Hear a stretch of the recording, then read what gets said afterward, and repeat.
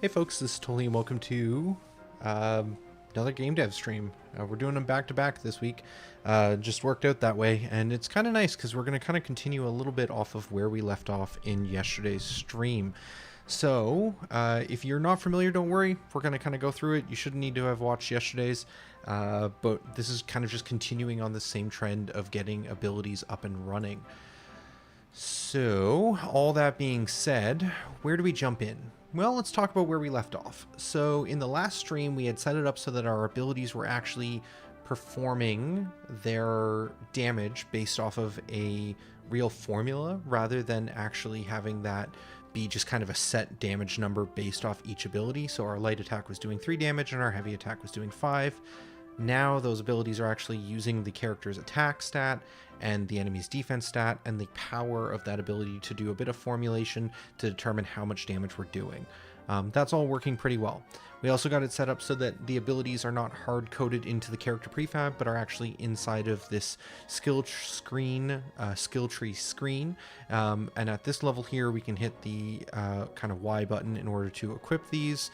And when we enter into the game, it will load up the specific skills that we have equipped, opposed to just having them preloaded into the character prefab. And that all seems to be working correctly. So when we come in here, we can see each of these abilities are set up, and each of these abilities are also set to the input based off their type.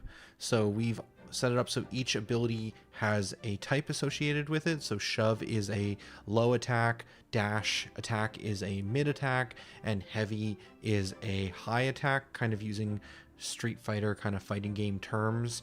Honestly, I didn't mention this a lot in the last stream, but I'm not a big fighting game player. I've never felt good enough at those games, but I don't know, something about like low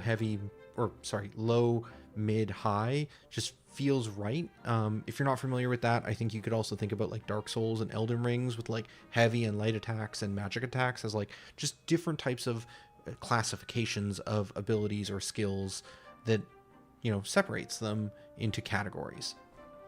So we have set it up so that if we come in here and we attack this enemy, we're doing 9. If we do a heavy attack, we're doing 20.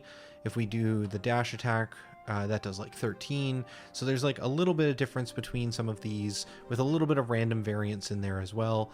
And if we do enough damage, also I should probably grow the size of this so that it actually fills more of the screen, we will eventually defeat the enemy. So in today's stream, I would like to get it so that these skills, based off of their type, will actually do different amounts of damage if you perform actions or abilities or skills, whatever you want to call it. If you perform these attacks in a specific order that will be based off of each enemy, so each enemy will have a combo that it is weak against, then the damage should increase and potentially the enemy should lose an action. I don't know if we'll get all the way to them losing actions or other gameplay effects, but at the very least, we should be able to see the power level increase if we use the right abilities in the right order. That's the goal for today's stream. So attack combos or skill combos is what we're going to try and achieve. So the first step, we're going to break this down a little bit, and we're going to look at a problem that we saw in the last stream, which is when I move on the D-pad, which is not always apparent when we're streaming, I'm actually performing this contextual move ability each D-pad press. So if I push down on the D-pad, I actually do a shove. And I've pushed down again, I do a rush attack. And that's because when we perform this context move, we're checking to see whether or not that tile next to us has an enemy in it. We're finding a unit through this hack find unit ability effect. And if we find one, if that enemy was found, then we're going to do this shove. Otherwise, if not, we're going to do a dash attack, which is essentially checking for a unit 1 forward in front of us in our facing. And if it finds a unit 1 forward in front of us, it's going to show the ability name and it's going to do the hit effect at basically dealing damage to them. Otherwise, if we find a valid tile in front of us, but we don't find a unit, we may just do this move effect. So that's how the contextual move is working, is that like when I move and there's nothing here, we're essentially just performing this move effect. And because there's no valid unit found in front of us, we're not performing any of this hit logic or showing the ability name. But we realized, because of the way that the power stuff was originally set up, where it's just at the base level of the ability, this shove damage effect and this dash attack damage effect are using the same power inside of this damage formula, because it's just based off of this. I want to make that power flexible and changeable, so that as we go down through here, we could have another effect inside of this kind of children architecture that says, hey, when we go into shove, let's set power to 10, and when we go into dash attack, let's set power to 30. And this is a good first step, because once we have this working, then we can start modifying that power based off of other things. So we can have another effect that like checks to see if the target is weak to this type of attack, and if so, we should increase our power up. And if this is a tier 2, tier 3, or tier 4 combo, then that should keep increasing the power by set intervals essentially. But first off, let's get it so that the power is broken out and is actually a property. Okay. That took like 5 minutes to explain that intro. Hello, Amorphous in YouTube chat. Let's see. How do we actually want to go about executing this? I think the first thing we're going to need is we're going to need some sort of new ability effect that is going to be able to set the property value. So we kind of already have that, in that we have increment property values. I'm pretty sure we also have a set as well. Where's that located? Oh, this probably should be in this folder here.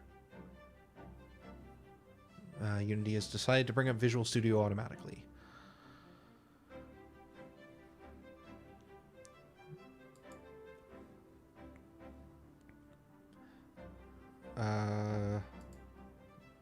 Okay, I think Unity has decided to regenerate the project. We're good. So we have this set property. So in reality, this might be as simple as just making a new set property. So we have a couple here under cost, which is part of this intro conditional. Essentially, I have a intro and I have an outro that expects the value to be 1. This is kind of a holdover from like an earlier version of the ability system, where originally each of these ability effects could be performed on each target, so you could have multiple targets. But I've since moved more to a system where we target specific tiles and then try and perform the effects on them. So if we want to do AoE, we do it in one run down through this list of children, rather than performing this whole effect each time on each potential target. The system is still flexible enough that I could do it either way, which is why it's still set up like this. But for the most part, these abilities that we've been working towards for Infinite Retries are more driven around the idea that you're going to perform it once, and if you want to hit multiple things, you should set up the actual abilities to be able to do AoEs. But in here, these things under cost intro are essentially defining a bunch of properties to like a base value. So like found tile is set to 1 by default, valid tile is set to 1 by default, and these things can be modified and changed by underlying ones. So like here, this found unit is not set by default, so I'm guessing that would just be 0. I'm actually not entirely sure why we have to set found tile to 1. But there's something about the way that I've architected this that probably requires it. And I don't feel like figuring that out, so we're going to move on. So inside of shove effect, we're going to make a new one of these. And in fact, we're going to go down a level so that we're actually doing it in this child prefab, so that any ability that has a shove effect will also have this power set, I think is probably fair. No, that's not fair, actually. this should be a override of this effect only for contextual move, and the shove effect by default should just use the set power, I think. We'll work through it, but let's start by assuming that this is just a special thing just for contextual move, and then we'll reevaluate the other abilities once we understand how this is going to work. So in here, we're going to have set power as a new type of effect. It's just going to be this set property, and we're going to give it the power as the value it cares about. And I think for shove, we want to set it to 10.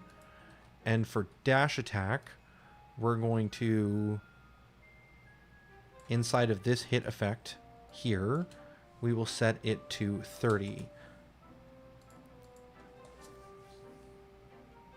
Okay.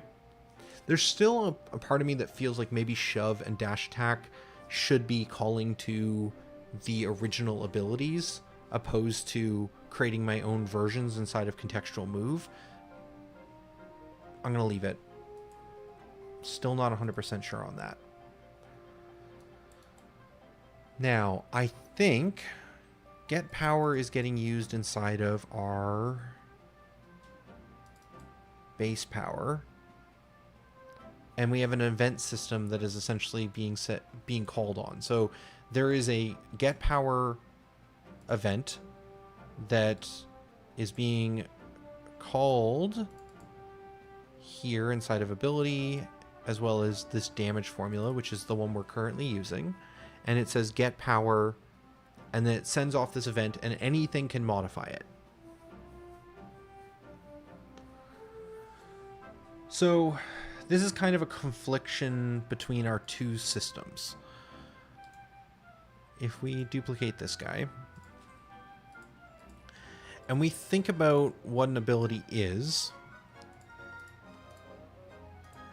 an ability, at least in this sense, if we have something like shove, let's change this pattern to be something more like that. In fact, can we bring out one of these? I think if I do that, I can make this shove. And then if I add an enter in here, we can add sub things. Test. Yeah, that looks pretty good. So if we bring over here and we have shove. Right now, we can think about shove as having a list of ability effects underneath of it. Right? So we have this list of ability effects. And so those things can be like check to hit. If hit, do damage. That's like probably a much simpler explanation of everything I've been showing, right? There's a lot of complicated effects in here, which are doing like offsetting, like tweening the position of the attacker. So for shove, when we actually shove an enemy, we like bounce and like we pull the character back and then slide forward, slamming into them.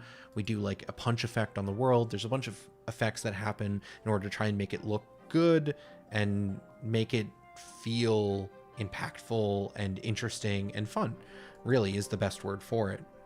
But really, all these shove ability effects are just boiling down to check to hit, if hit, do damage, play a bunch of other effects to make it fancy. I run through this list of ability effects one at a time. So we go through these and we go, okay, check to hit, then if hit, do damage, and we're kind of just going through and executing each one of these one at a time.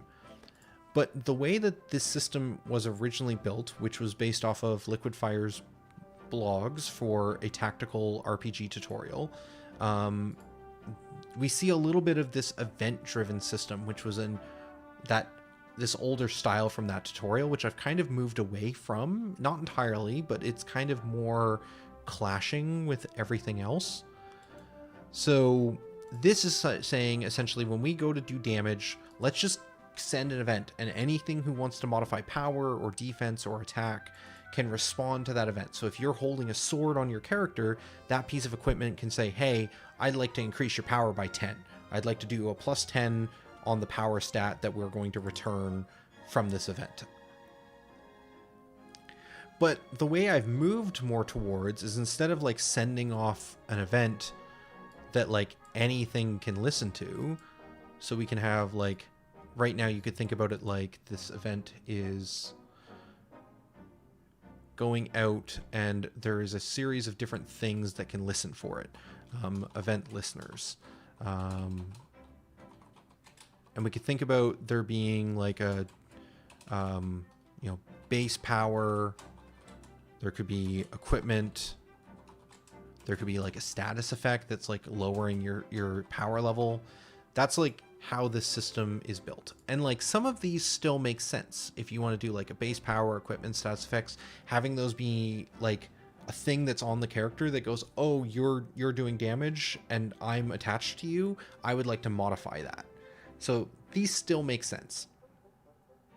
But for some of these like if check things, if I was to do like a check hit, if hit, I could do essentially what we're going to be doing today is if check for combo, and then if combo, we're going to be adding like a modify power. And this modify power in here doesn't really make sense to be like an event listener in my mind. It feels like this is a thing that's happening not in response to this message, but only in response to these specific effects happening in this order. Just going to take a second here, because as I'm talking this out, I'm realizing this is not... I started this rant or this ramble with like, hey, this is old, and not really jiving with, like, it's not fitting, it's not connecting, it's not...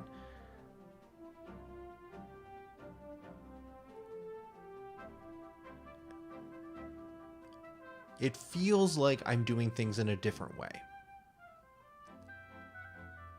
But that doesn't mean that the power of the event listener is no longer valuable. It just serves a different purpose. This is not bad. This still has a lot of power and a lot of good associated with it. I just need to build more flexibility and more ways of modifying the power. And that new stuff doesn't... What's the right way to say this? Does not devalue the existing architecture. Okay. Long story short, graph complete.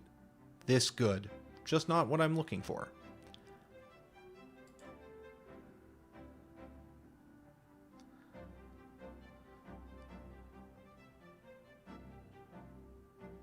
Okay, and the reason we talked about all that is because if I want to modify power, this system in do damage does not actually have like a power property that we can latch onto at this moment. Like, that's why I'm talking about this. Okay, coming full circle is because this system doesn't know about the ability effects. It doesn't know anything about properties. So the question becomes, how do we make it so that when we do this call, and that calls up to base ability power to get the base level of power,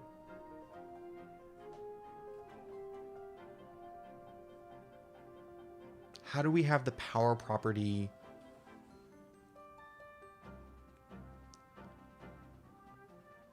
be a part of this conversation?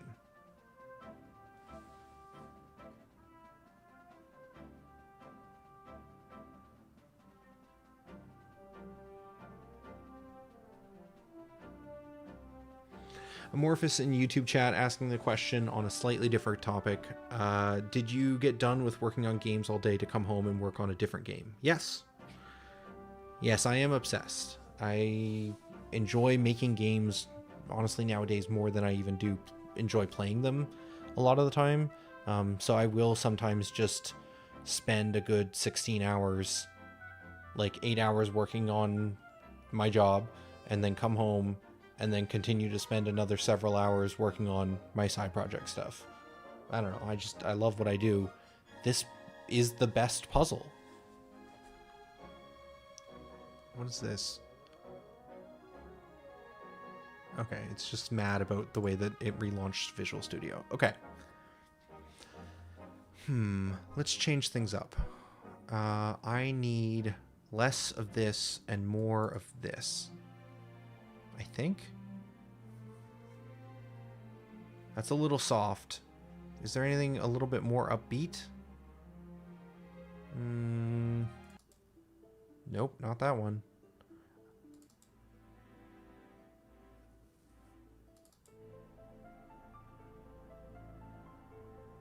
Trying to find a good piece.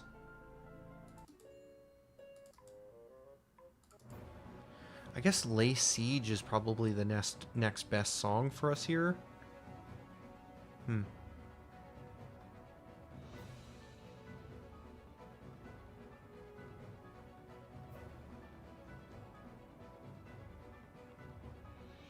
Sure, we'll switch it up to this for now.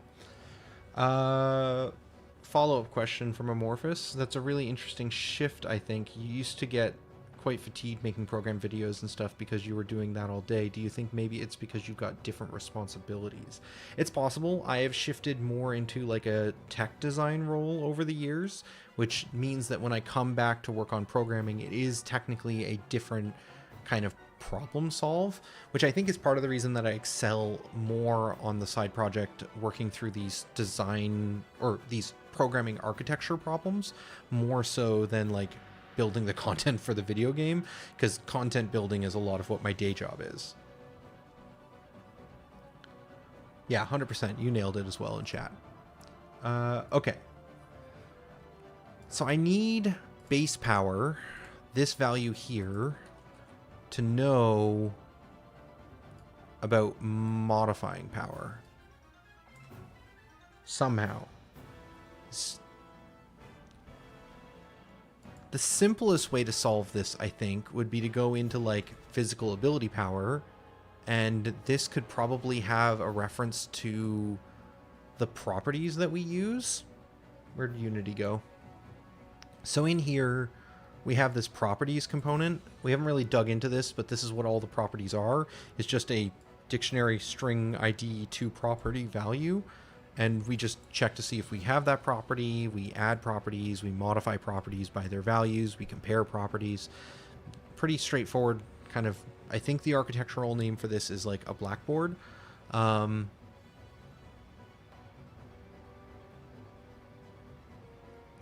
So we could just have physical ability power instead of just having a base level value.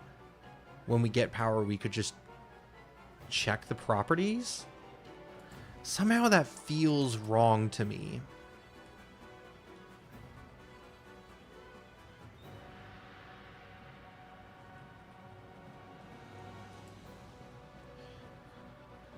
The other option is, instead of base power being set here, if we take a look at the damage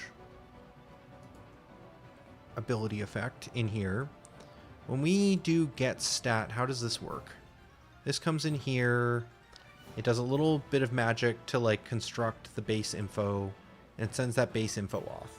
And then we sort all of the events we get messages back based off of their like order, basically. So each one can say, hey, I want to go first, second. It allows us to still do like bed mass, I guess, or whatever you want to call it. So it allows us to sort the operations of the different events that might be modifying this stat. So we could preload the power value before we send it. That's what this is, the start value, which is currently 0. Okay. So instead of expecting physical ability power or magical ability power to hand us back the base amount, we could just say, hey, the damage effect expects that it will be a property. This does mean that every ability, not just like contextual move that's setting it, will need to define the power stat. Like up in here, everyone will need to define power, but that's not too different from what we're already having to do inside of the physical ability power.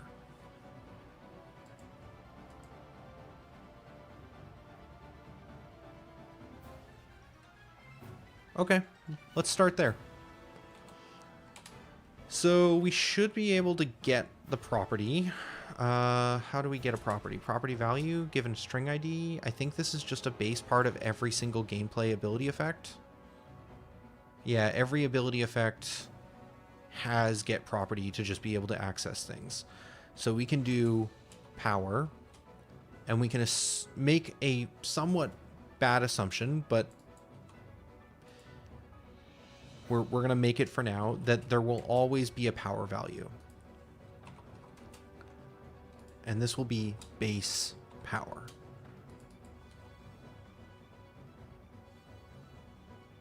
And that will go into here. Now, if we don't find a power value, what happens? We just get 0 back, which is going to kind of break the damage formula. So we can write a little bit of safety code here that's just saying, check the base power, which should be lowercase for my naming conventions. And if it's equal 0, or I guess to be extra safe, if it's less than 0, then we would just like to set base power to what we think the minimum power should be, which is probably going to be like 10, I think, is a reasonable number.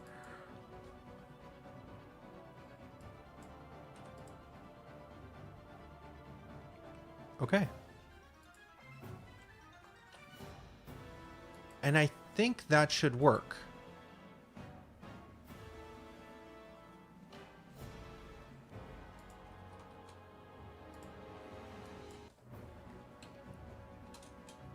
Power default. We can set power to a base value of 10. And then we will need to modify each of the other abilities to do this as well. And any ability we ever make in the future that has damage associated with it will also need to define a base power. So heavy attack was supposed to be a base power of 25, so we can come in here and modify this to be 25. I'm still on the fence about whether or not this is the right implementation for this.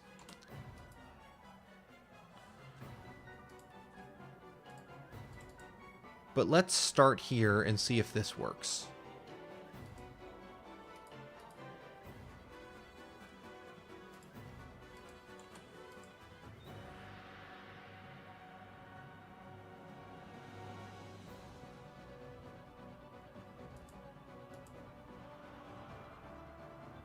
Okay.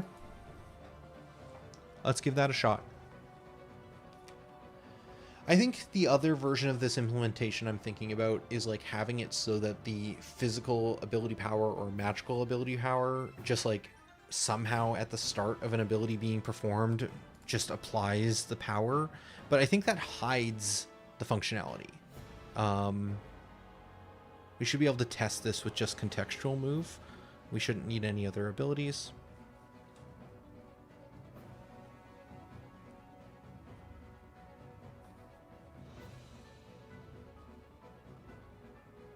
So this does 17. This does 31. That does 19. That did 18. The number was a little bit off. Okay. Or positioned slightly incorrectly. When you kill an enemy, sometimes the number appears over top of your character instead of over the dying enemy.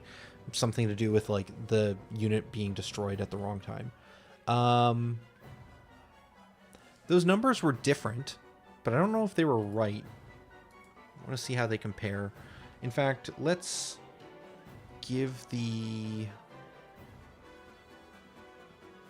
AI more health so that they can be more of a punching bag. For testing purposes.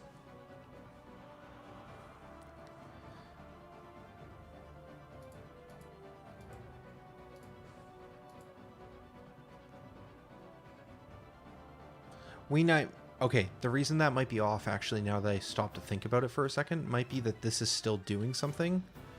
Because we didn't get rid of this. Yeah, so this is adding the base power still.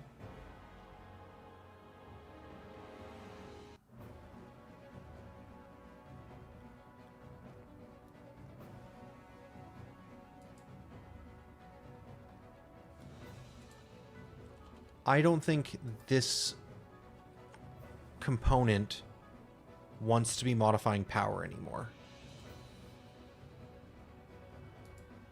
I think we still might have other things, like I talked about, equipment or status effects, that might want to hear the event and modify power. But I don't think base power is doing anything anymore, or shouldn't be, because it's now being controlled by other systems.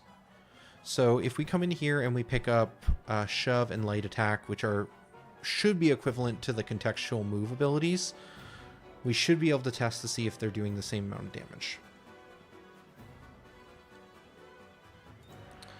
Are we still good on all platforms? We're good on YouTube and we are good on Twitch. All right, cool.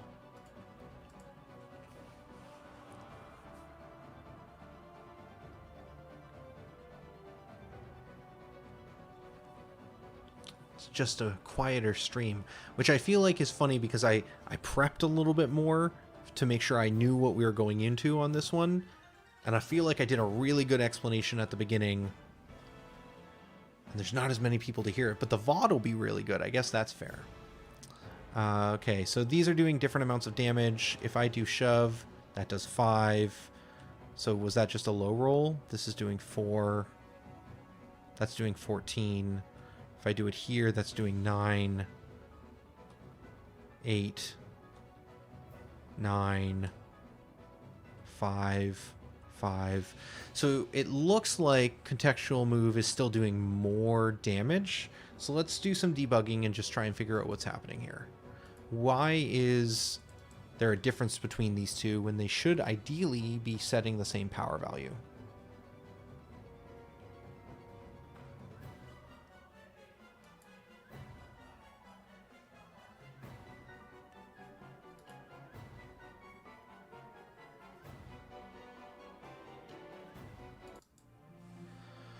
I think we've succeeded. I think we have. I think whatever's going on with this last little bit of like power values being wrong, I think is going to be a pretty small bug.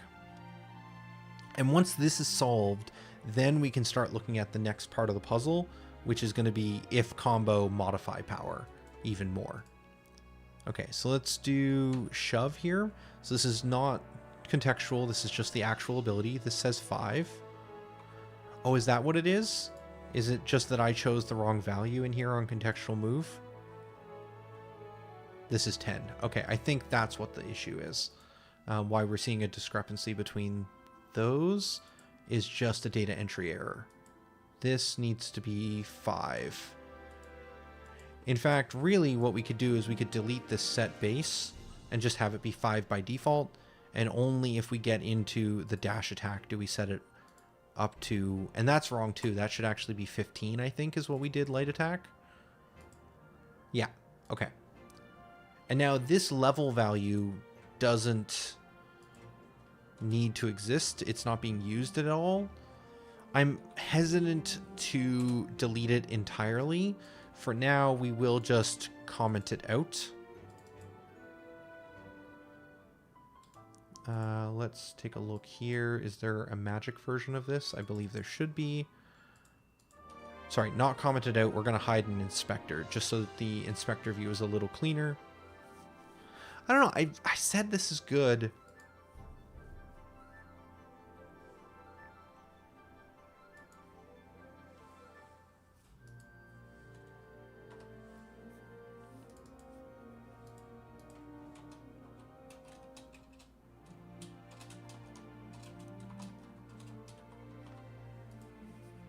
Okay. I'm going to rephrase slightly. I think that this event lister system is good for equipment, status effects, things that aren't related to the ability itself.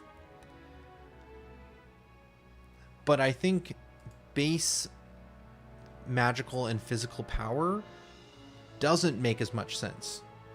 And I think get base attack and get base defense should probably operate the same way and be properties that can be modified potentially as we run through the ability. And we can still have equipment or status effects or other things listed out in these comments be able to modify those base values further. I'm going to leave it for now, but I think that's probably a change that would allow me to eliminate this component entirely, and we could just get rid of the idea of ability power as a class component that needs to exist. Which I like refactoring stuff away. If we can make things simpler, I think it's good. The only thing I will mention is it does feel like, especially when we look at stuff like I was saying earlier, I don't know what these are, why these are being defaulted anymore. These may not be useful. That is the one problem I have with this ability system. It gets very complicated and it becomes difficult to read because it's so flexible. And that's a problem I've seen a lot in like even my professional career. The more powerful you make design tools and the more flexible they are, the more of a mess they can become because you can do a lot with them, which is both powerful but also dangerous because it becomes unreadable at a certain point. And I feel like we're starting to get there, and it makes me think we might want to rethink some of the flexibility, or maybe just come up with better kind of patterns and rules for how we build things.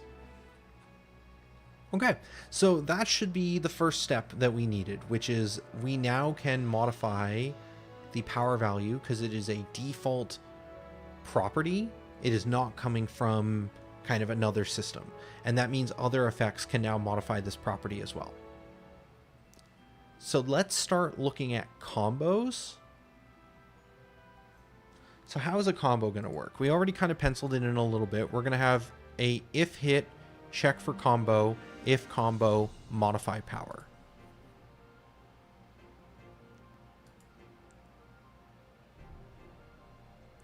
So the next thing we need to define is, what do I mean when I say check for combo? I think what this is going to do, let's grab another list, turn on the header. I think this is going to reach out to the target. Whatever our target is, we're going to need to reach out to it, and it's going to have a bunch of different components on it. It's going to have the unit, it's going to have its stats, it's going to have a bunch of different things. But I think the thing we care about is we care about its combo tracker.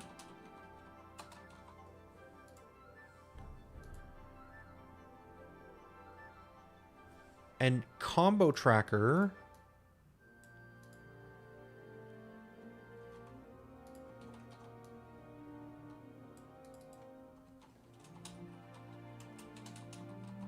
is going to be a class that basically has a list of ability types and a combo index. And so what's going to happen is we're going to send across the ability type of the ability we're doing right now. We're going to send this across. Actually, can I just double click on this and type ability type into here? Does that handle that correctly? Well, kind of, actually. It's going to send that ability type over to the combo tracker on the target. And then the combo tracker is going to check to see whether or not at the current combo index we're at. So if we haven't done any combos yet, it'll be index 0. We're going to check that spot in the list and see if the ability type of the first combo we want to do is the ability type of the ability we're doing. And if it is, the combo tracker is going to need to send back a message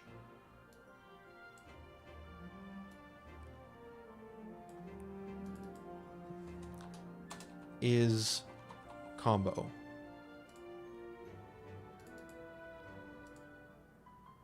I've written combo so many times, this doesn't look like a word anymore. I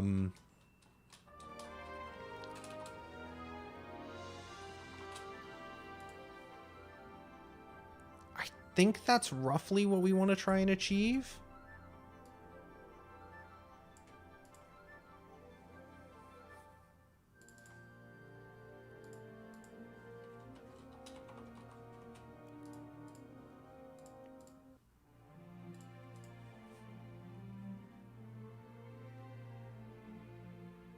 Sure.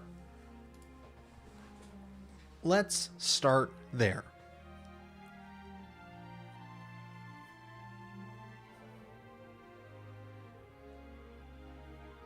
Is this core, or is this specific to infinite retries? I think for now, let's not try and make everything a core script. We can move it out to core if we want to reuse it in another project. But for now, we're going to come into here and we're going to make a new unit script, which will be combo tracker.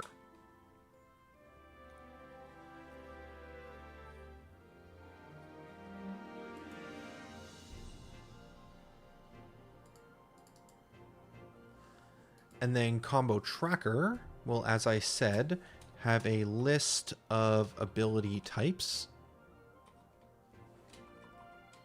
which will be combo order, I guess.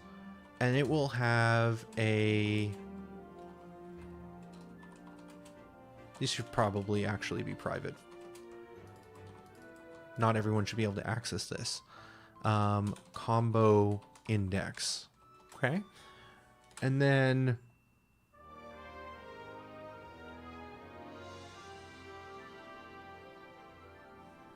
we want some sort of function that is returning a bool is combo.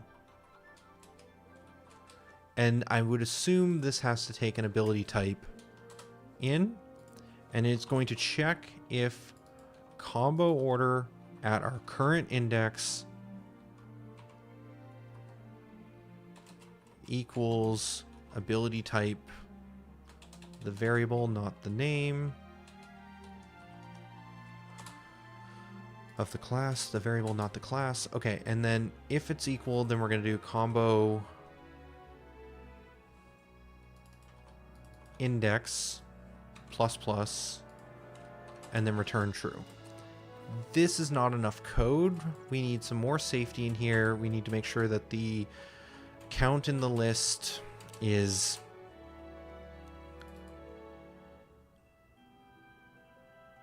what do we actually what happens if we roll over? What if combo index is greater than...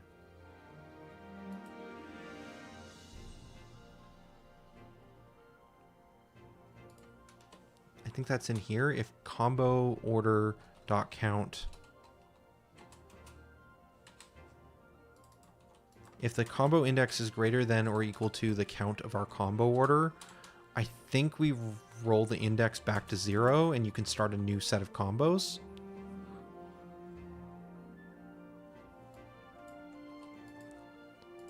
And then if we don't do any of that stuff, we're just saying you didn't combo. It wasn't the right type. No combo found.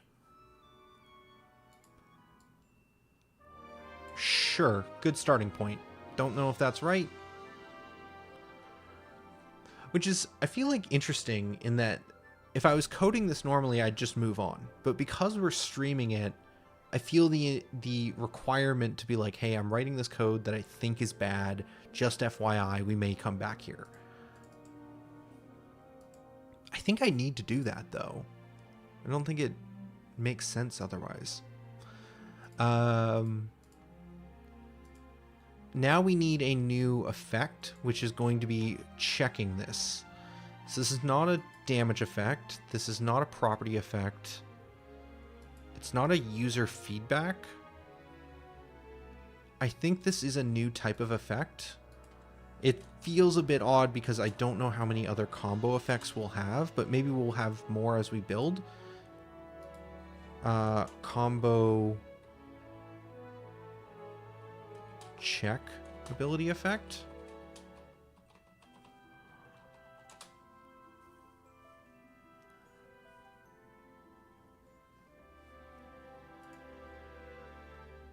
And let's see if we can find a...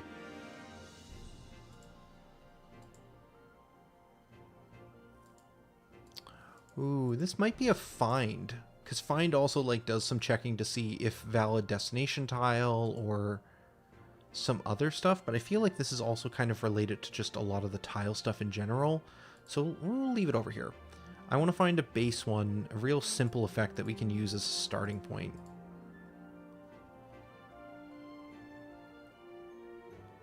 This seems good. So we'll grab wait for screen close ability effect as like a starting. Okay.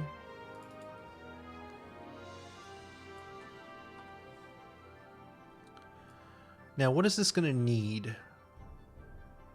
I don't think it needs much. Actually, we're going to need to be able to access the target.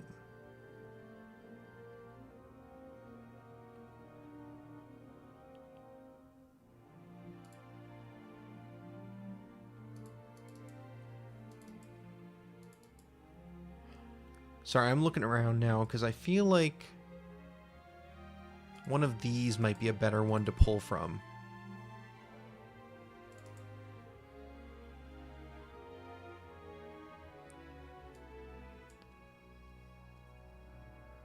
Yeah.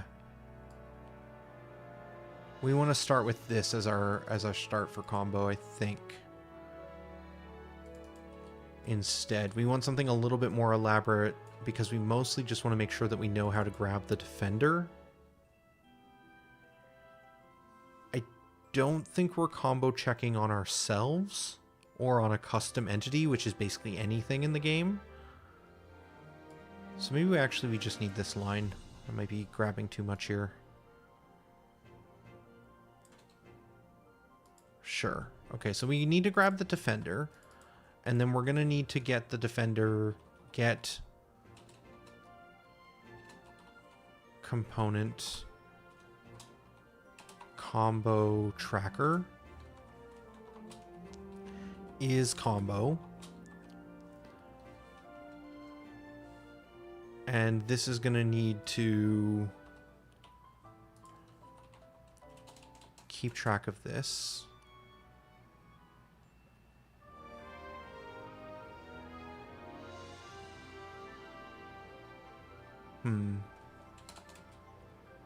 Is combo.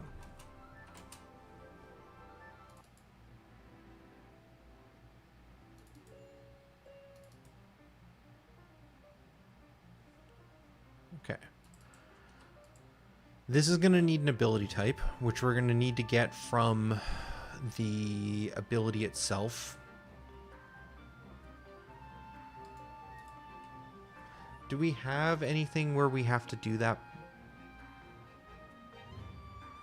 Do we ever, in an ability effect, have to get access to... Oh, I just noticed that this guy is also doing the same get power thing. Some of these other effects are also going to need the update for base power. No. This is modifying our SP stat, that's fine. Hit rate. No, none of this stuff is getting any information about the ability itself. This is doing some magic with items. The move? This is doing some prediction stuff, but otherwise is pretty simple. Animation? That's what I'm looking for. I knew someone had to be doing it.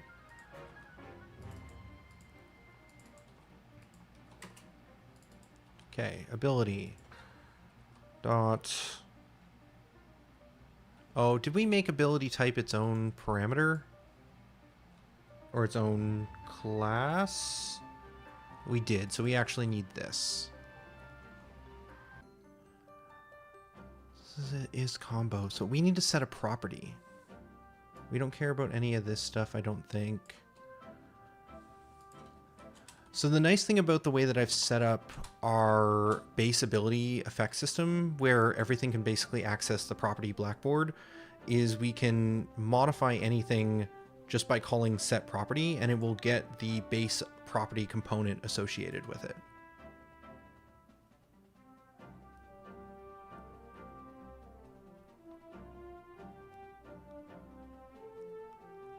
So we should just be able to do set property, and then we can just do a conversion of if is combo. We can do set property 1, else, else set property 0. Because my property system only takes integers, something I'd like to fix at some point. Is this a turn-based RPG? Yes. I think we've fixed the bugs. I feel like the timing was also a little bit off in that I couldn't quite show you because we were in the middle of doing some code stuff. But if we jump in and let's pause this music and turn on the in-game, basically trying to build some sort of like combination of like an RPG plus a like tactics game plus a roguelike. Basically, we're moving around the world and slowly revealing the map, but the map is fixed and it remains revealed between runs. So as we progress through the world, we will gain more knowledge, and the idea is that you'll be able to progress more quickly. As we attack enemies and defeat them, we will gain more experience. We also gain experience not just from defeating enemies, but also from exploring more of the world. These bats currently I've set to have 750 HP so that they can be punching bags. And then if I just hit a debug key to set our run to be over, we'll go to an end screen, gain some experience based off the number of tiles we revealed. Because I use the debug, we get some like random values for enemies defeated, and then we come back to this kind of like goddess realm. The framing is a bit of an anime isekai, if you're familiar with that kind of genre, but essentially we go back to this kind of goddess realm where we'll be able to then spend more of our skill points. Ooh, we got into this bug again. Sorry, now I'm where? Okay, so we open the skill screen from the cutscene screen. That's the bug. We saw this last stream as well, and I couldn't repro it. I'm still not 100% sure what's causing it, but somehow we're getting here, and I think we're in the wrong UI screen. So when we come here initially, yeah, we are in combat base screen right now.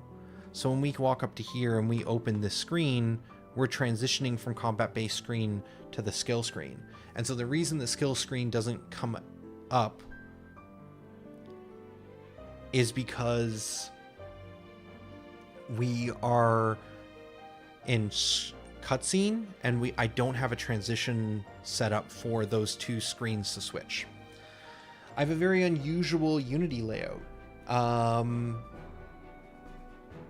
That's fair. I would say it's unusual in that it's old. I've been working with Unity since like 2010, 2009, I guess technically was like when I first started. And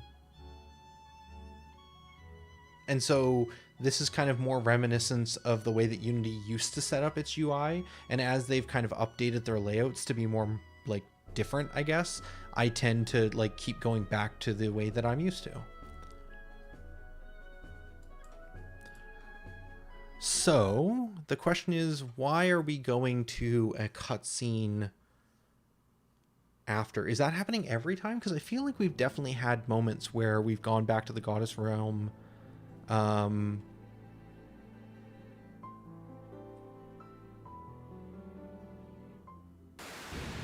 it hasn't been an issue. So if we come back in here and we debug complete and then transition back here, we are going into we're in the run results screen, and then we go to the cutscene. Okay, so every time we come back here, we go to the cutscene screen. Why? That's coming from the transition manager, which is saying what our target screen is. So are we just always going to...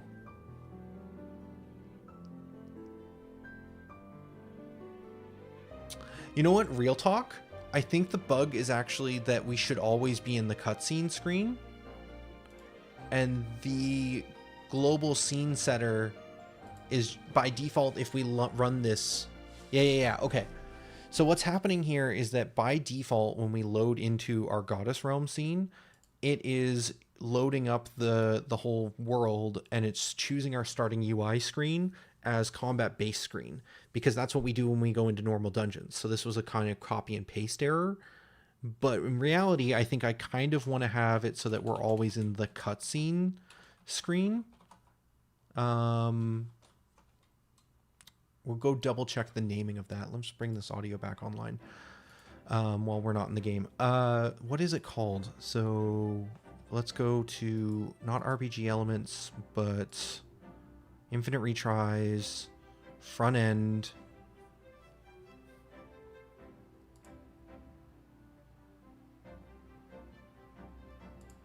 Cutscene screen. I believe that should be it. Right, because yeah, we figure out our names based off of get type dot name to string. So whatever the name of the script is the name of the screen. So if we push this in here, this should mean it's consistent. And then the problem is our transitions are set up to be going from the wrong screen.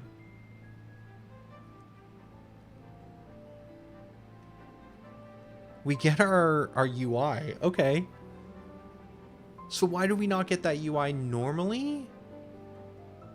Oh, is that because we're transitioning from base? Oh, that's interesting.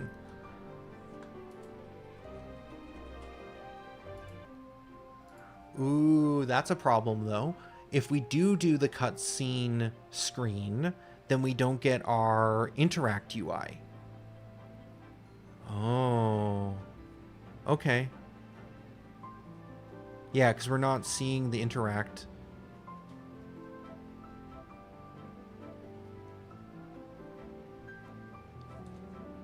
We got overlapping audio.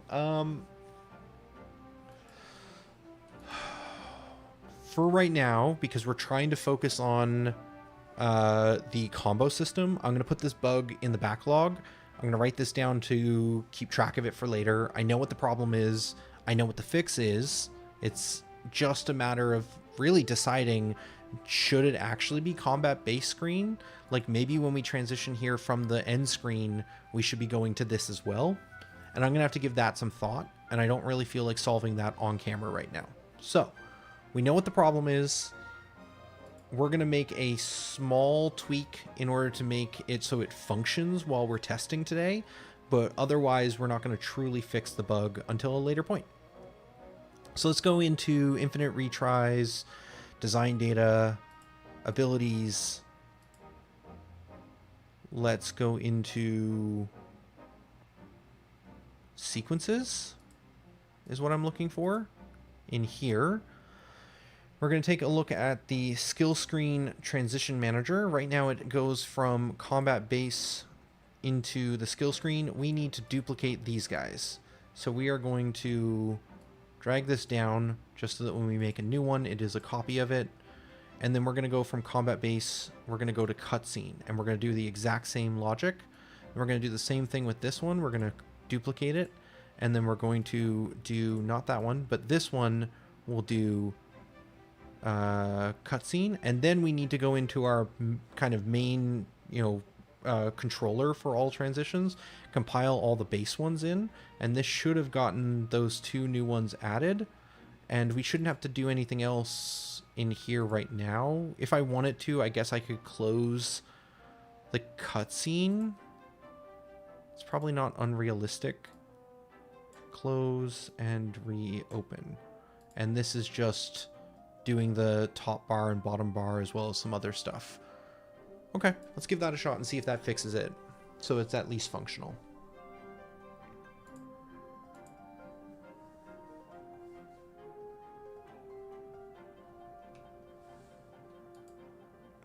Okay, so we should be able to walk up. Nothing should have changed here because we're still in base. And we can still go in here. If we want, we can equip some stuff. We can leave this and then go do a run. And then we can finish a run, come back, and this hack should make it so that we can still at least open the screen.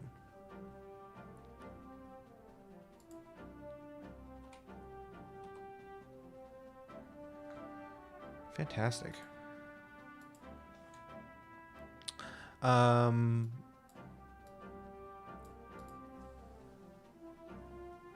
Lorenzo Game Dev says it's pretty nice, the layout, I'm assuming. Sorry, missed chat for a minute there. Yeah, I don't know. I like this one. So the main thing I'm doing is I'm just keeping the hierarchy to the left. Project in the middle just feels right to me. Like, this is the stuff for the game. This is the game-related stuff. This is the kind of general project stuff. Inspector on the right.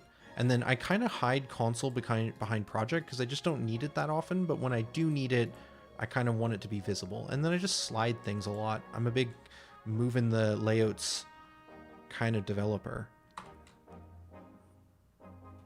Okay, that did work. Ooh, but we're stuck. Okay, why did that break? We popped the screen off the stack, but we can't move anymore. Can we go in? We can't go back in. Okay. Not an easy fix. I thought that this would just make it work. But for some reason, going back to the cutscene screen from the skill screen is not functional. I'm going to do one more thing. We're going to try removing the cutscene ones because maybe they're doing something that I don't remember. They're doing some translation stuff. If some of these components aren't set up properly, it's possible that my sequences are holding forever, essentially.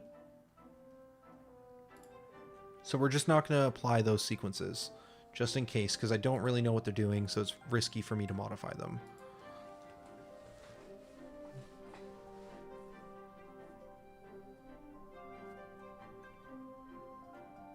I think the biggest thing is I just like being able to see the ×2 version of stuff is kind of the biggest deal to me.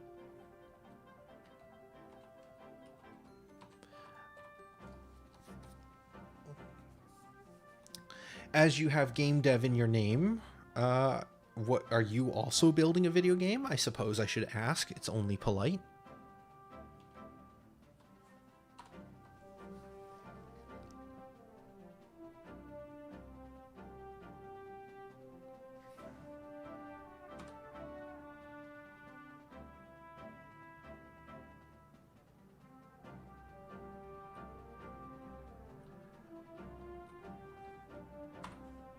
Okay, we're in.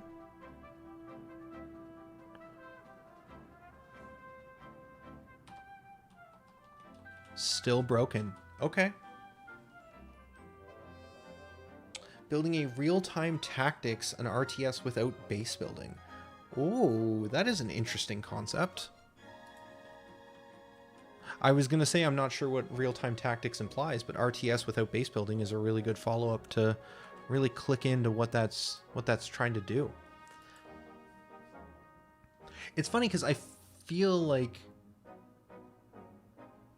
I should be able to think of a game in that genre, but I'm struggling right now to think of something.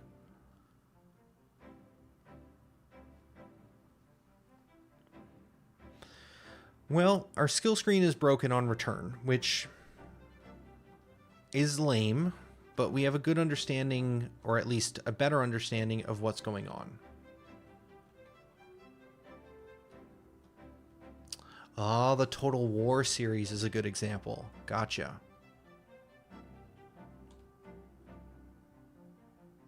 Okay. I'm curious if I run out the timer normally, if it makes any difference. I don't think it should. The debug shouldn't be doing anything really crazy.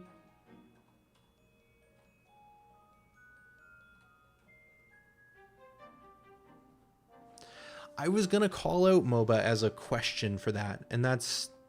I just didn't think it felt right, but I guess it does make sense because it comes from that Warcraft background, which is essentially taking the base building out of Warcraft.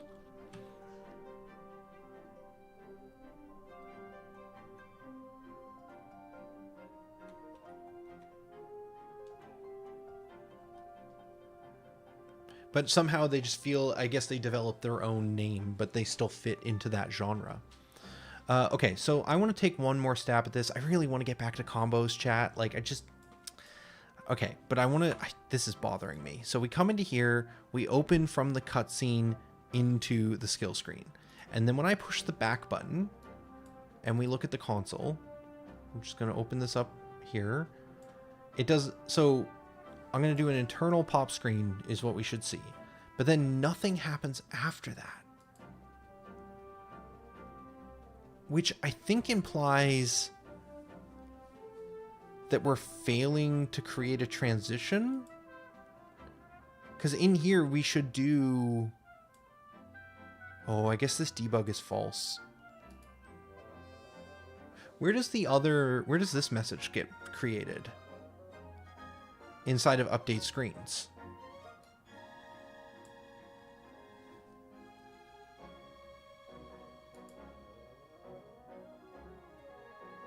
Well, what does internal pop not do update screens then?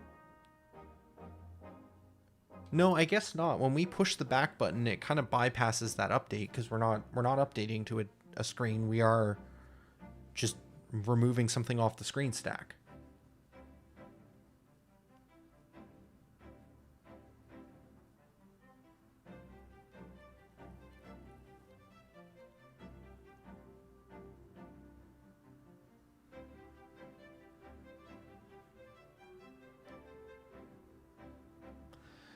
Let's turn on this transition debug, which I have off by default for now. I think because it adds a lot of extra spam. But I just want to see what it's trying to do.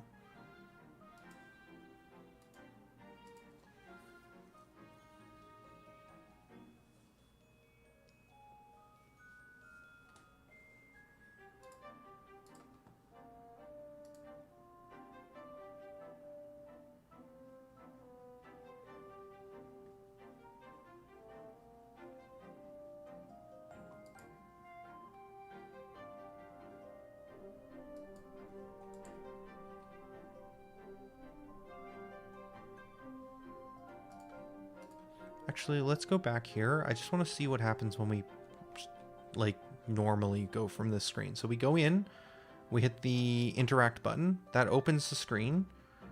We go from here. We did a transition of combat-based screen to skill screen. And then when we push back, we do...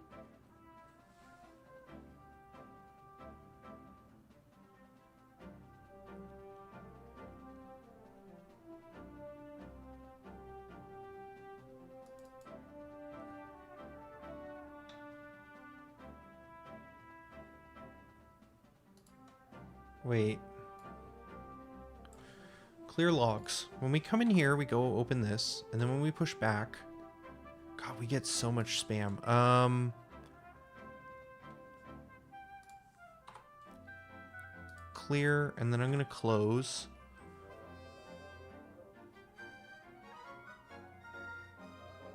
Okay. So this does the internal pop. We see a message that we're going from the combat ability select screen. Oh, I see. We go from the skill screen to the combat base. But then somehow in here we end up immediately transitioning forward to combat ability select screen. And every time we move, we're basically like closing down that and going back into the ability select screen. Okay. So if I come in here and I end the screen, am I not... How am I moving? Complete derail.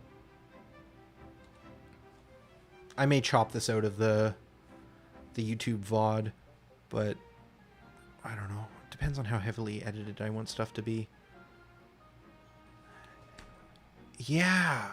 So every time we move, we're actually going back to the combat ability select screen. Okay. So where is this happening to? How does this... This is happening inside of an action. Inside of our sequence system. So somewhere something is telling us to always go back to this screen. Oh wait, is it inside of player director? It is. Ah, I see why this works. So, okay. Let's do a breakdown. So, or not a breakdown, but let's at least talk about what's happening. So every time we move, we have this player director, which basically says go through all the players, which we only have one for this game right now. But you go through all the players and you check to see when they're done their turns. Is their turn complete? And we're not transitioning to a new map and we're not registered to transition to a new map. Then we are going to send this player director to the combat ability select screen. And we're going to open that up, basically. And we do that every time we move. So even though when we look in here, we're in the cutscene screen, that's kind of just like a base level screen. That's like the minimum screen that we have open right now. And every time we move, we go from the...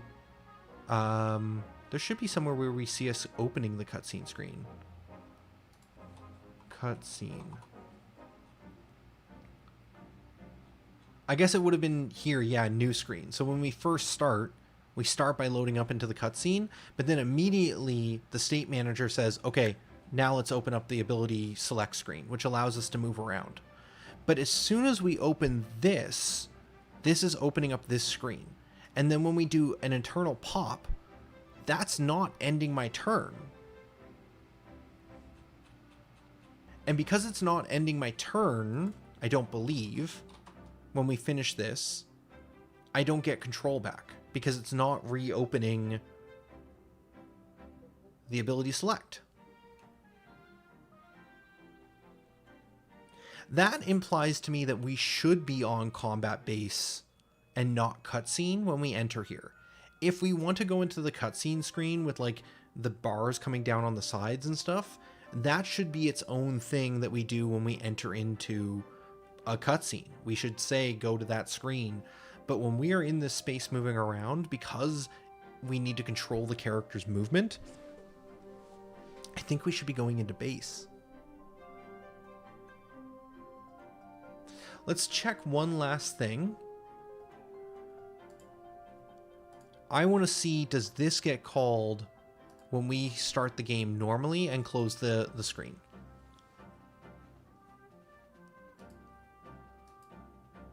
Last check, and then we'll get back on track.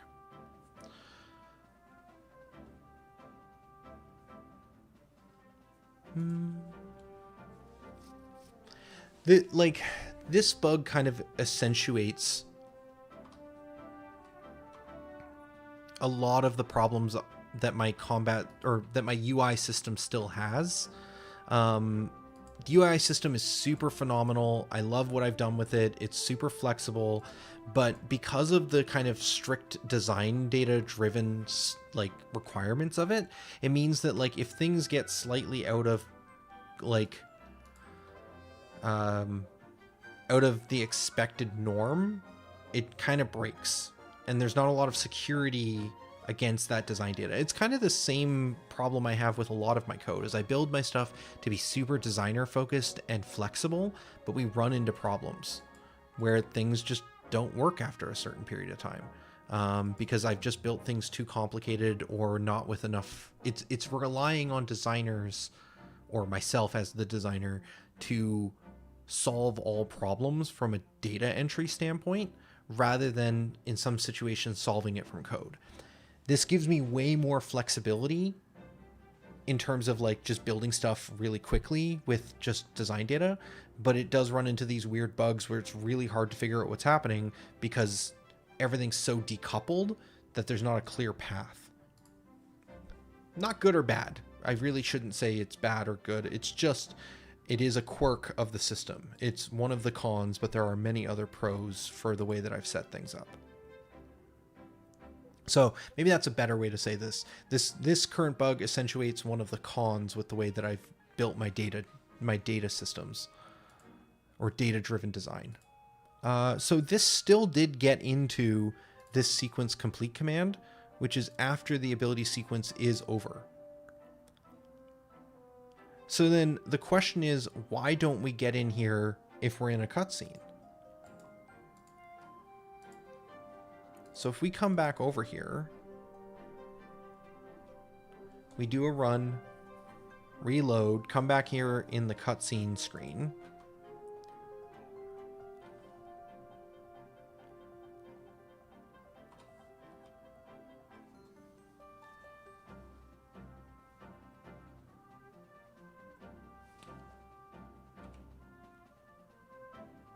Okay, we're now in the cutscene. It's going to load us up into the ability select, though, when we load in so that we can actually move around. We come back over here, we interact, and then we hit back. We never hit that event. Oh, no. I never actually put the breakpoint back in. But we know we're not seeing it. Let's take a quick look at the ability. So when we interact, we're still performing an ability the same way if we were attacking, which is interesting. But this ability is saying open the screen. It's opening the screen here, which is calling screen transition sequence step, which is in turn when it gets actually called, it opens it and blocks our input. And then we wait for the screen to close. And then when we finish this, the ability should finish and we should end our turn, because this was, the interact was our turn.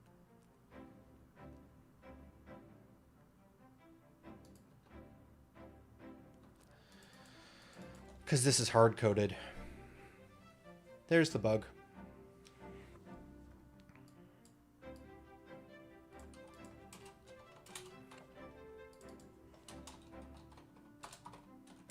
This is not a permanent solution, but this should get us to a working state. How long did that take? Oh, we've only been streaming for an hour and 20 minutes, so I don't know. Maybe it wasn't as long as I feel. Sometimes when I'm solving a problem like this on stream and I think it's off track and not, like, entertaining, I just get real, like, oh my god, time dilation. This is taking forever. So if we come back in here, and in fact, this should allow us to set it to... No, we're just going to test it. We're going to just test it. The same way we've been doing it every time.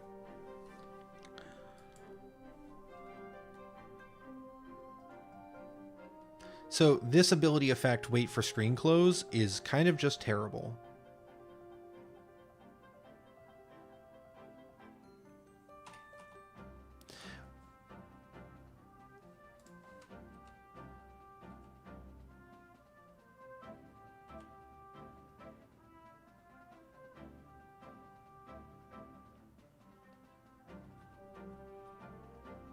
Wonder if there would be a better way of, like, detecting a screen has closed. Yeah, now we have full control again. Also, this has a screen name component. Did I write screen name and just not use it too? Okay, that's also sad.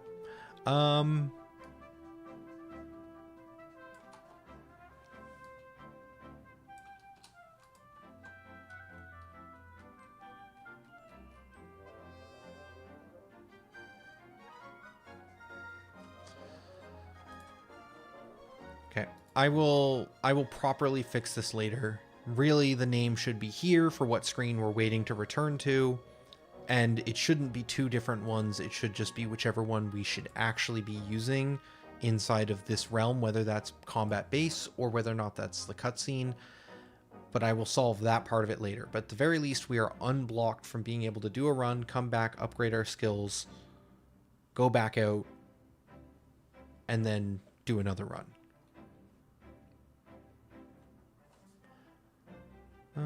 Let's switch things up again. I do like this background music. Okay, Trixie, I appreciate the announcement.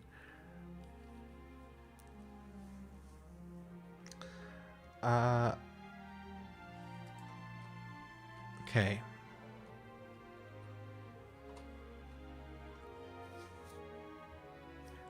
Where were we?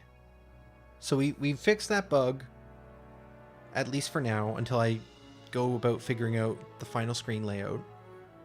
I was in the middle of making the combo tracker.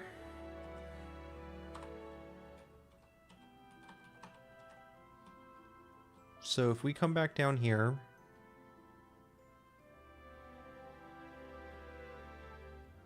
yeah, this is all working now. And then we have the tiles that we had revealed from the last run.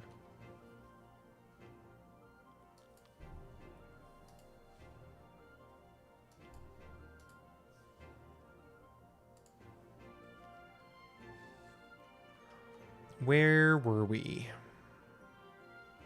We were on combo tracker. So this is checking is combo. This ability effect is checking the ability in our parent, getting its ability type. We're getting the defender, and then we're asking the defender to get its combo tracker and check if this is a combo based off of our abilities type. And if it is a combo, we're going to set a property to 1 or set a property to 0, which if we go back to our kind of mock whiteboard, we can see what we're doing here is checking combo, and then we'll write a conditional component for if combo modify power. Okay, this should work. We kind of left it in a state where it was gonna mostly be functional. We just need to go modify our abilities.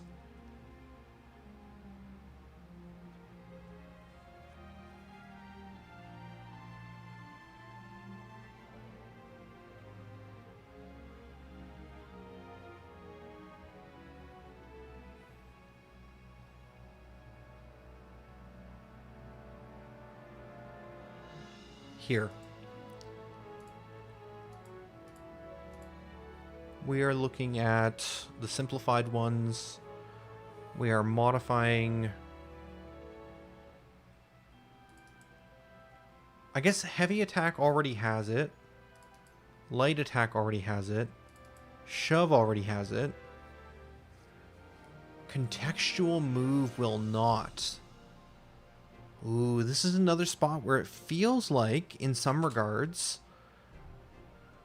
we should be not calling these effects directly, but somehow have some sort of, like, perform a different ability effect. a execute ability effect is, like, maybe something we want.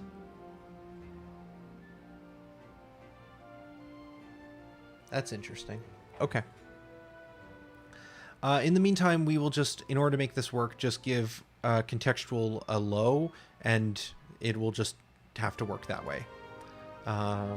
So for the purposes of combos, our movement-based attacks, our default attack, will just be a low type. Now, inside of the units, we're going to need to do this per unit.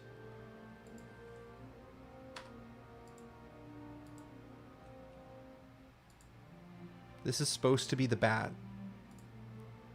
So let's update it to be the bat version. Okay, and then in here at the level of unit, we should have a combo tracker. And then combo tracker is going to need a list of combos. So we're going to give it 3, and we're going to say it's high, high, low for its combo tracker. Actually, it's going to be easier to do middle because high attacks right now require 2 action points, so it'll be harder to test. So we'll do middle, middle, low as the combo that will work well against a bat. Okay. And then if we go back to our abilities, we should be able to write in some extra code or effects. So if we go into, we're going to need to do this for each one.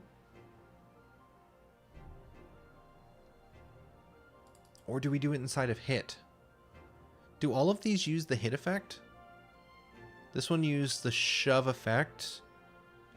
And light uses the hit effect.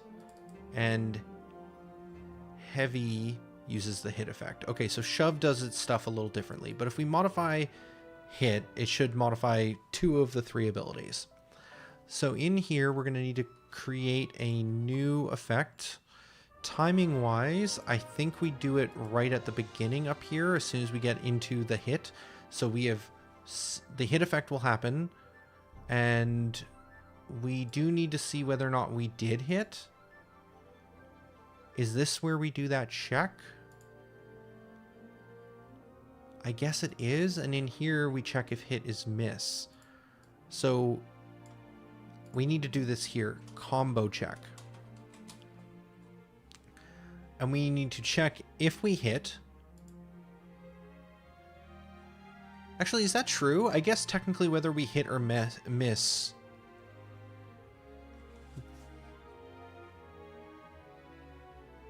This is a design question at this point.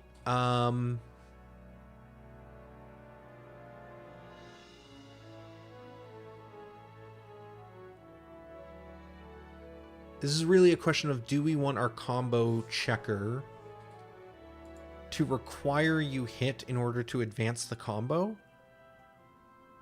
I'm going to say yes, because if I miss, I don't want to advance my combo after missing. Oh, I could see reasons why that would be interesting from a gameplay standpoint, though. We're going to put it under here for now. We can always shift it up later.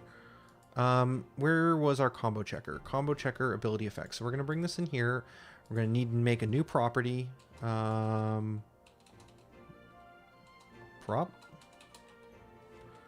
Property component. This will be is combo. Do we normally do capitals for all of these? We do. So we'll just do capital I on this. And then this combo will go in here. And then we will make a new one of these. We should be able to use empty.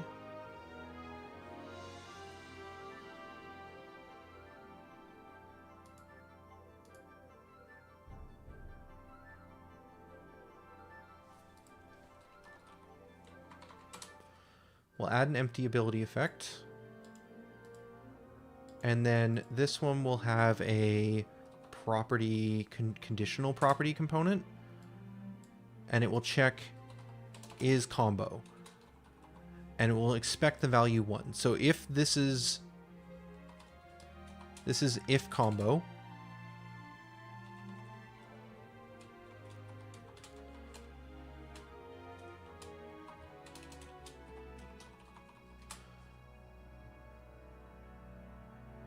Then we want to set power, I think, is what we're trying to achieve. Not that.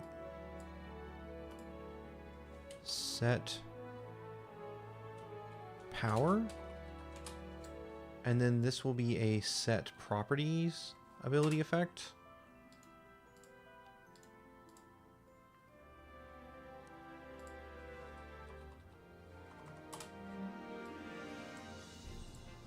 Power. I guess this is actually an increment. What does increment do? This adds 1. I think this is a new type of property modifier. I don't think I want to set the power. I think I want to do some sort of math operation on it, basically.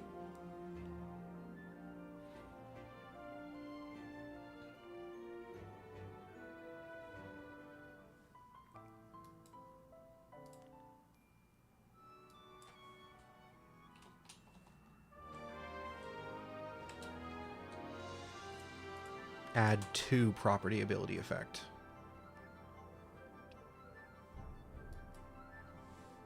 Okay, Unity, figure it out. I believe in you. Add to property ability effect.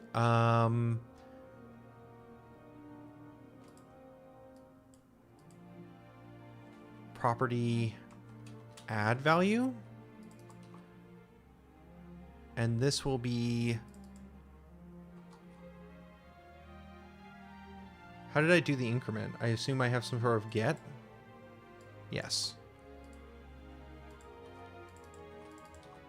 So we're going to get the property of value by ID. We're going to add this value to it, and then we will set it.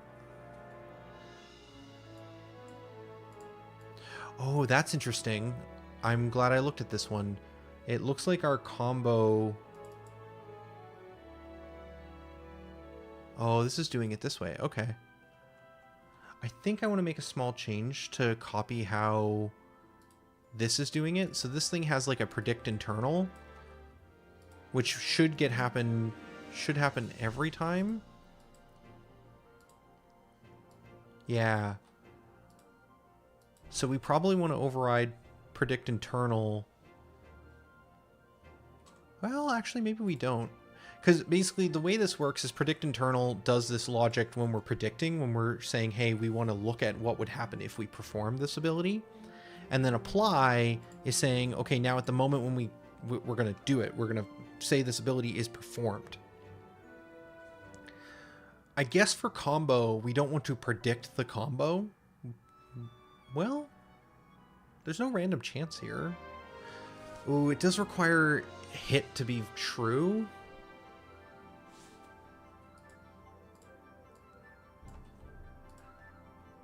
I'm not sure, so I'm going to just do this, and if it's wrong, I'll fix it later, but I want to have it in case I need it, rather than later realize I don't need it.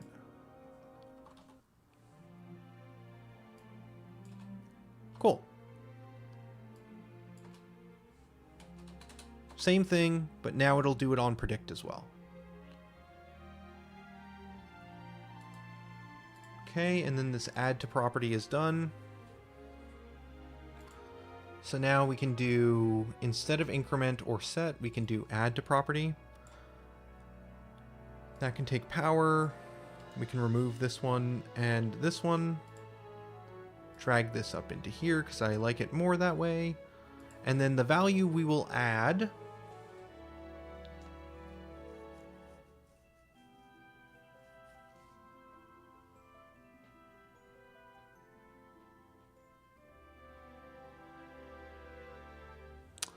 I guess we're adding 10 or some value like that, but I'm realizing this actually doesn't work the way I want it to. I'd like to know what the index is.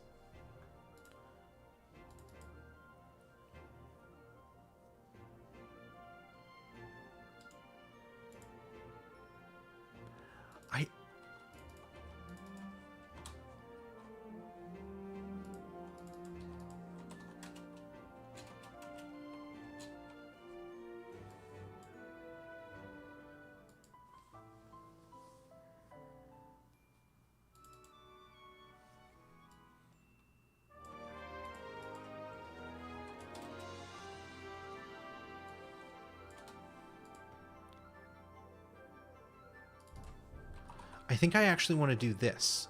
So the difference here is check to see whether or not the next ability type that we're expecting from an attack is the next one we need in order. If so, increment the order. And then if this is not a combo, we want to reset the combo index back to 0. And we want to return the combo index. Unless we are greater than or equal to count, then we want to set the combo index to 0, but we want to send back the count -1. So we want to send back whatever the max combo we just reached is. Or is it actually count? I guess if this happens when we're equal to, we want to send back count. So if we come in, this is our first time we're doing a combo. It's the first index in the list, which is 0. We're going to plus, and we'll return 1. If we come in and we do this again, we'll return 2. If we come in and do it a third time and the count is 3, then count will be...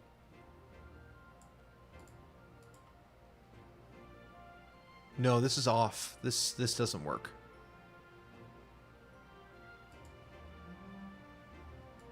This will become 1 when we have done the first level.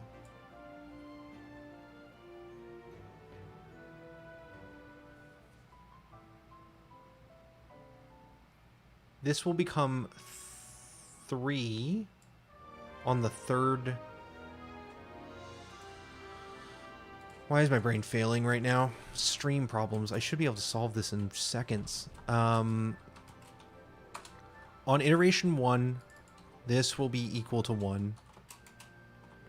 But we will be checking the index 0 when we first come in. Here we'll be checking index. We'll be sending back or returning 2 on index 1. And here we will be returning, we'd like to return 3 on index 2.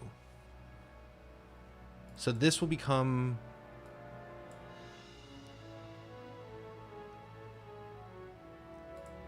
so on the first iteration, when we were checking against index 0 on the first loop,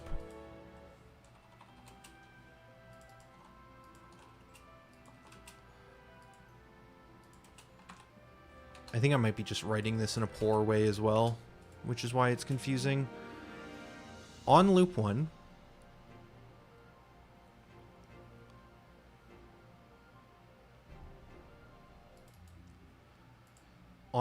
we're going to return 1 because we're going to plus this value and return it. And it will still be not equal to the count, which the count will be equal to 3.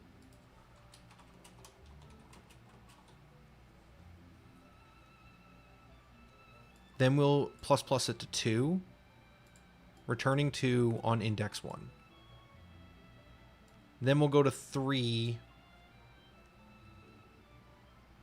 which will be equal to the count. So we want to return the count of 3 when we're on index 2. I think this is right.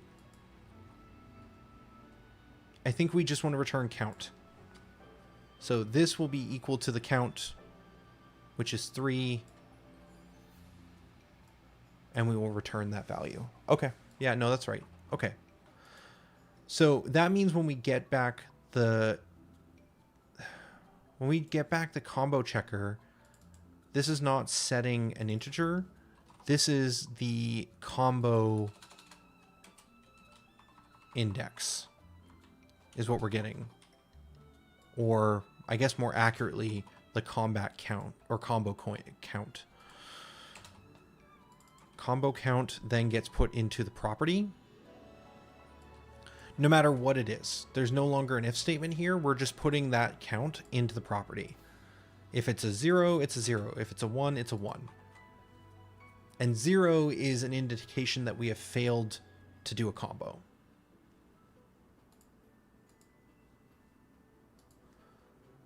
Pop back out of here.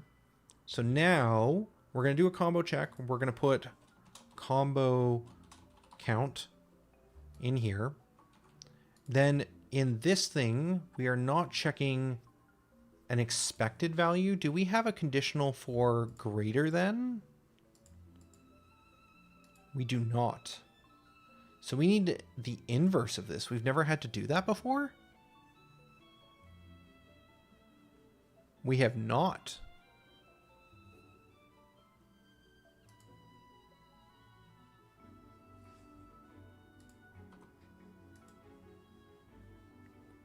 Thank you, Amorphous.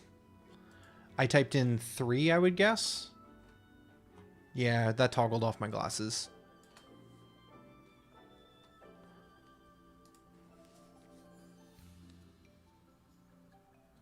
I should really unbind a lot of those costume keys until I actually get used to using them.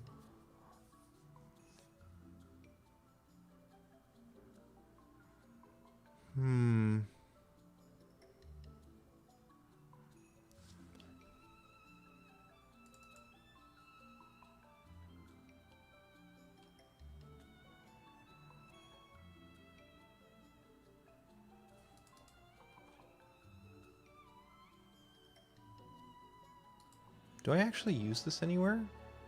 I don't. I think I ended up just getting rid of this idea of a default, and instead I just set the parameter.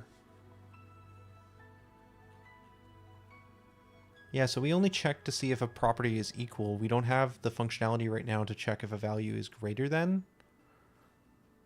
with our current system.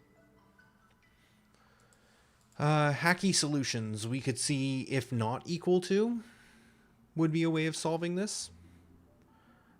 Drixie with the hydrate redemption.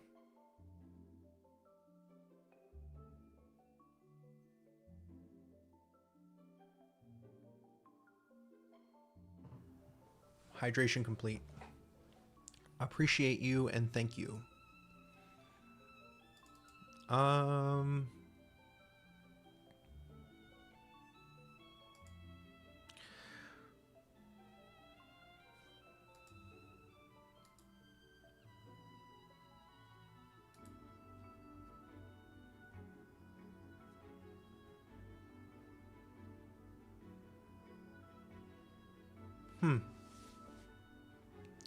What are we trying to achieve? Let's go back to the sheets. Whenever I feel lost, let's take a look in here. So we want to modify power. What does modify power mean? What does that mean?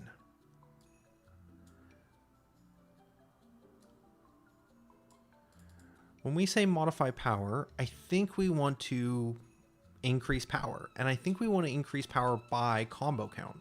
So based off combo count, we want to multiply our power, or I guess power increase is based off of this. And then we want to add that to base power.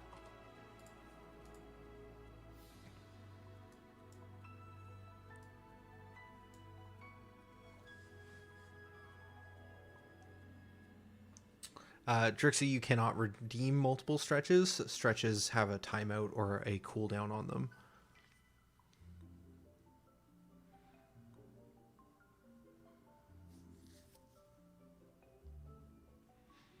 So I think the problem is that I'm trying to think of a way to make a generic reusable property modifying effect, when I think this might be more specific than that.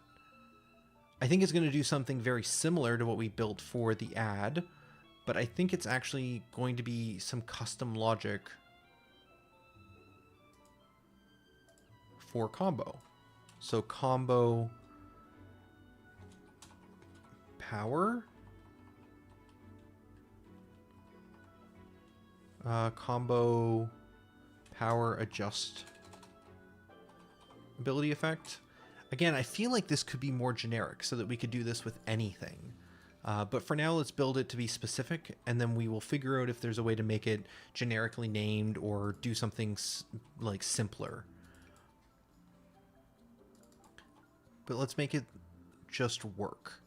So if we have combo power adjusted ability effect, and we do a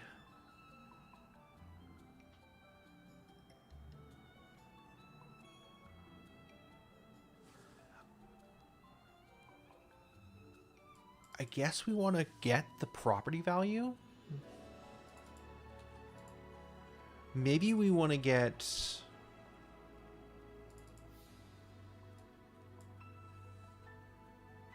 We want to get two values. That's what makes this weird. We want to get the combo count property. And we want to get the power property. So we want to get the combo count. And most of the time when we get property values, we're getting it we're just getting one.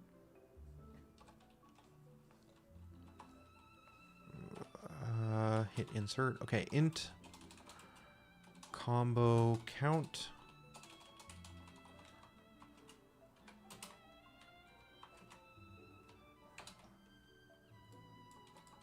And power property. And then we are going to... Oh, you know what, actually? I guess if we're modifying...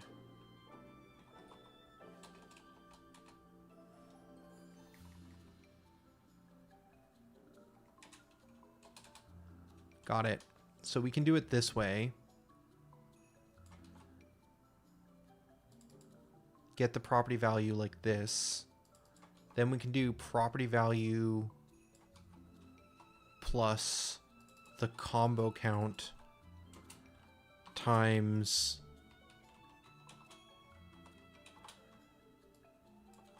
another value for what we want the power increase to be.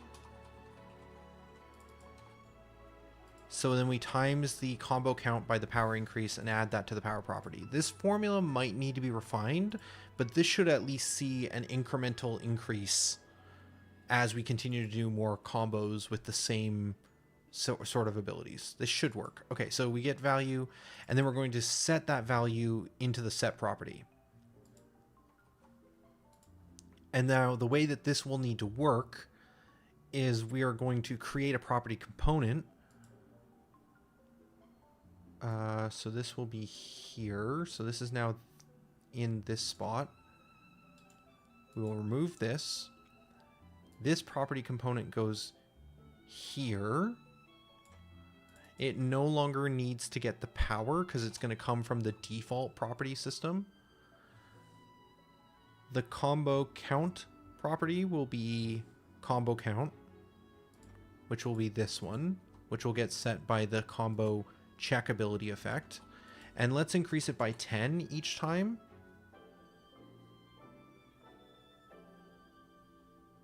The only thing we're still missing is this logic, which for now we can remove because if combo count is equal to 0, this just shouldn't do anything unless I'm missing something, because this should just be 0 times power increase, and then it'll just reset the power property back to what it was. So it's a little bit of wasteful code by not checking to make sure we don't, like, we should just check and make sure if we even need to run this. Otherwise don't do anything, but I think this should be okay. So these two here become a combo checker, and we need to do the same thing inside of shove in here, which I guess is technically inside of the shove effect. So this will be here.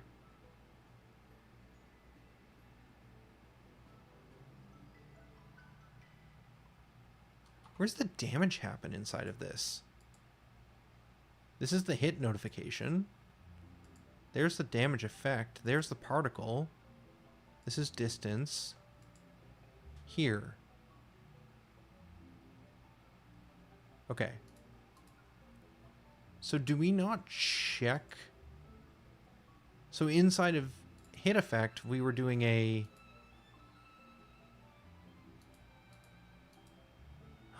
Oh, I got the order wrong. This does need to be done here because the damage effect is this. So we need to set the power before we run this child. Okay. So then we go back to the shove effect. And this can just be done before the damage effect here. Okay, and then we are going to go take a look at contextual move. That's already doing the combo check there.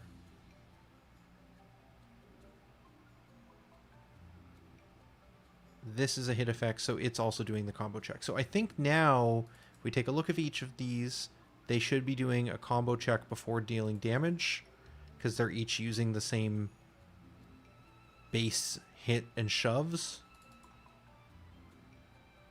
Okay, so if this ability's type is the next type of ability that would do a combo against the enemy, we will then increase the power of this ability based off of that combo count.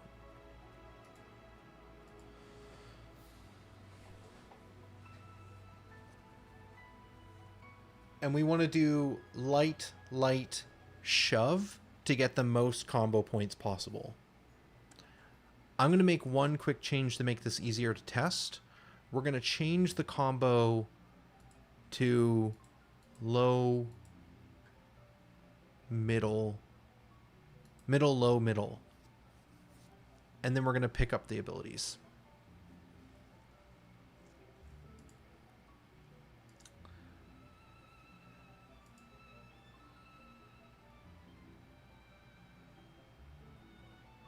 I did not pick up the ability. Sorry, I was checking chat. Folks are quiet. I'm just curious if we're still around. If things are still operational. Yeah, okay, cool. Good. So we will equip shove, we'll equip light attack, and we should be able to go see these get progressively stronger as we do the combos.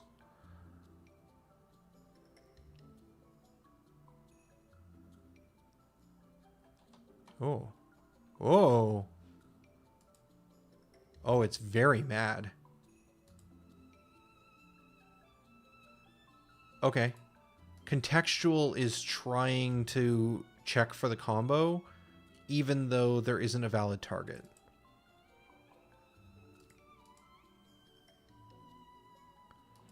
So it won't find a unit on shove, so it's not going to come into here. It's going to do the move effect. Really, I would think we wouldn't get in here.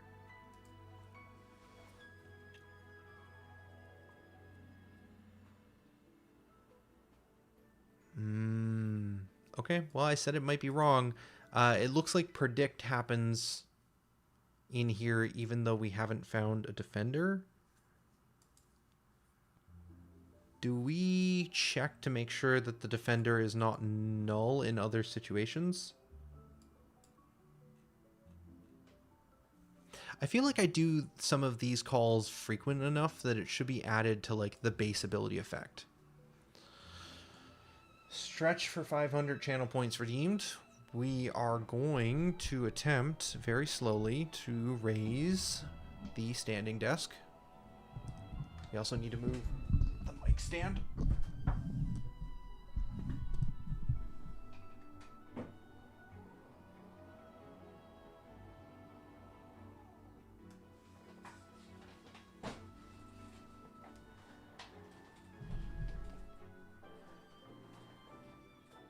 This needs to be higher.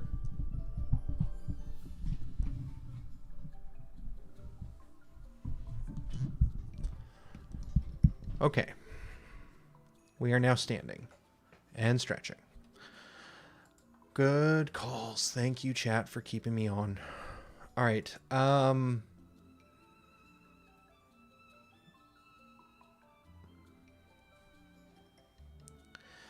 We need to see whether or not this is not valid, I think. If we don't have a defender, we probably shouldn't be getting in here.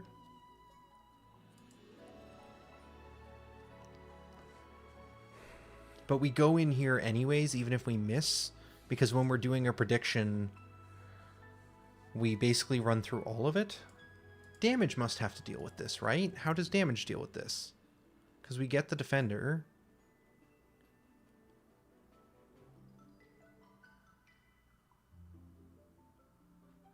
No? Show me other ability effects that use this.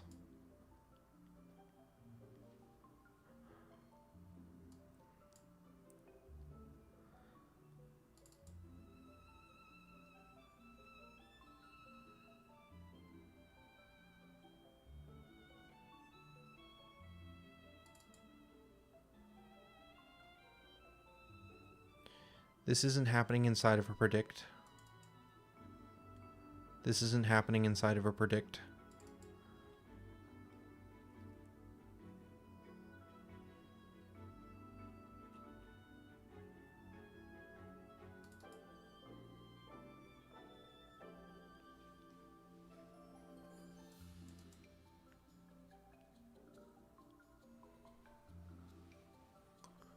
This one does.